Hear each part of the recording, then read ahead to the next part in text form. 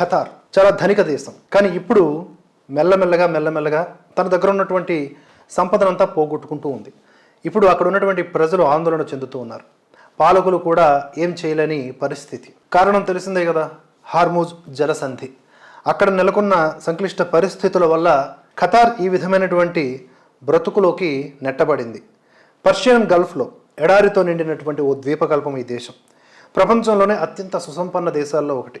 అలాంటి దేశానికి ఇప్పుడు ఆర్థిక కష్టాలు. ఒకప్పుడు వెనుకబడే ప్రాంతంగా ఉన్నటువంటి దేశం ఇది. కానీ అక్కడ ఉన్నటువంటి సహజ గ్యాస్ దానికి వెన్నుదన్నుగా నిలిచింది. 1990లో ఈ దేశంలో ఆర్థికంగా గణనీయమైనటువంటి మార్పులు వచ్చాయి. మనం కూడా చాలా సందర్భాల్లో విన్నాం. మన భారతీయులు చాలామంది ఖతార్కు వెళ్ళి ఉద్యోగాలు చేయడం ఇత్యాదివి.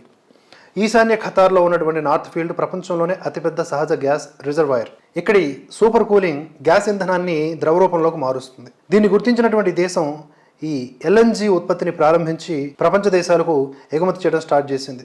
అలా 1996లోనే తొలిసారి 60,000 టన్నుల ఎల్ఎన్జీని జపాన్కు ఎగుమతి చేసింది. 2010 నాటికి ఖతార్ ఉత్పత్తి సామర్థ్యం 7 కోట్ల టన్నులకు పెరిగింది. ఆ దేశ ఆదాయంలో 60% దీని మీదనే డిపెండ్ అయి ఉంది.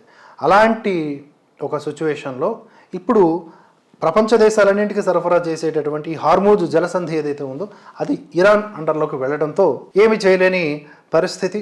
హార్మూజ్ను ఒక 24 గంటలు మూసేస్తే ఇది ఒక 24 రోజులు వెనక్కి వెళ్ళిపోతుంది అభివృద్ధిలో ఖతార్. ఇటీవల ఖతార్ ప్రధాన గ్యాస్ ప్లాంట్ల మీద కూడా ఇరాన్ దాడి చేసిన సందర్భాన్ని మనం చూసాం. అంతేకాకుండా కేవలం ఆర్థికంగానో లేకపోతే అంతర్జాతీయ వాణిజ్యపరంగానే కాకుండా ఆ దేశంలో అవసరాలకు కూడా ఇప్పుడు గ్యాస్ ఉత్పత్తి కొరబడి ఇబ్బందులు ఎదుర్కొంటున్న పరిస్థితి. అంతేకాకుండా అది ఎడారి ద్వీపకల్ప దేశం అని చెప్పుకున్నాం కదా, దానికి ఏ వస్తువు కావాలన్నా ఇతర దేశాల నుంచి రావాల్సిందే, అది కూడా నౌకా మార్గంలో రావాలి. ఇప్పుడు అవన్నీ కూడా దిగ్బంధనం కనుక వాయు మార్గంలో తెచ్చుకోవాలి అంటే ఖర్చుతో కూడుకున్న పని. ఆ విధంగా ఖతార్ చాలా ఇబ్బందులు పడుతూ ఉంది.